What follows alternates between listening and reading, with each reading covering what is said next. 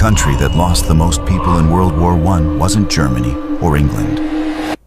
It was a Middle Eastern country that wasn't even part of the war.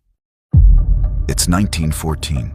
World War I erupts across Europe, and all eyes turn to the Western Front. But far from the trenches, in the deserts and mountains of the Middle East, another nation is watching in silence. They don't choose a side. They stay neutral. They believe the war won't reach them, but they're sitting on oil, trade routes, and power. And both sides want control. So foreign armies march in. First the Russians, then the British, then the Ottomans. They call it protection, but towns are burned, crops are stolen. Then, in the winter of 1917, the famine begins. Famine spreads. No one sends help. No one even speaks their name. But the death toll rises until it dwarfs that of most nations at war.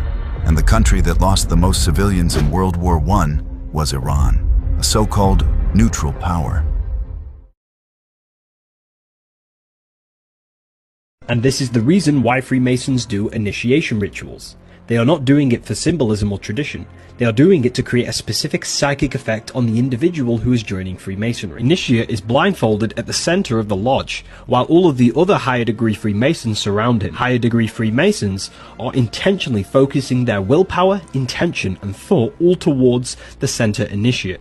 The collective energy of thought and willpower progressively intensifies and creates a cyclical vortex in the mental and cyclical atmosphere. This collective energy, directed by the Freemasons to the initiate, creates a permanent implant on the initiate's psychic field and mind, and the initiate becomes mentally charged and psychically linked to the collective thought form of Freemasonry. This all stems from the teachings of Kabbalah and deep occultism using the powers of the human mind and thought forms.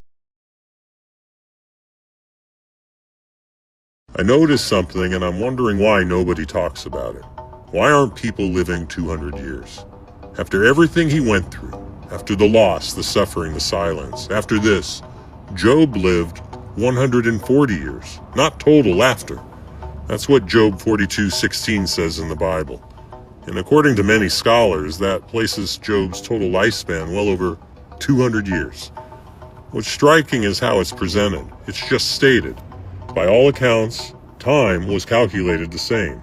A day was a day, 4 seasons in a year. So if the text is even partially literal, and many scholars argue that it is, then a simple question follows. Why isn't anyone living that long now, the way people apparently did 2,000 years ago? Yes, modern medicine improves quality of life, it saves lives every day, but it doesn't explain why baseline human longevity appears shorter. So we're left with speculation. Maybe the environment changed, maybe genetics shifted, maybe toxins in the air, the water, the food, maybe diet, maybe stress. Maybe something altered us at a fundamental level, or maybe something is being kept from us. Does someone know what happened? I don't have the answers, only questions for now. My friends, we are all anonymous, and the reason some answers never appear is because the question is never asked. How did the Rothschild control the world with debt? It all started in Frankfurt, Germany. A goldsmith named Amschel Moses Bauer opened a coin shop. Above the door, he hung a sign, a Roman eagle on a red shield. Locals began calling it the Red Shield Firm, or in German, Rothschild. When Bauer's son, Meyer Amschel, inherited the business, he took the name for himself, Rothschild, and he quickly learned that loaning money to governments and kings was far more profitable than loaning to individuals. The loans were massive, and they were backed by the nation's taxes. Impossible to default. Meyer Rothschild had 5 sons. He trained each in the art of finance, then sent 4 across Europe to open branch offices. Paris, London, Naples, Vienna, while the eldest stayed back in Frankfurt. One family network controlling the entire continent. And with that network, they moved money instantly, shared intelligence faster than any government, and funded wars on both sides. No matter who won, the bill with interest always came to the same address. You be the judge. If you're awake, then the message is already clear. Support the movement. Show where you stand. Some choices echo long after the moment has passed.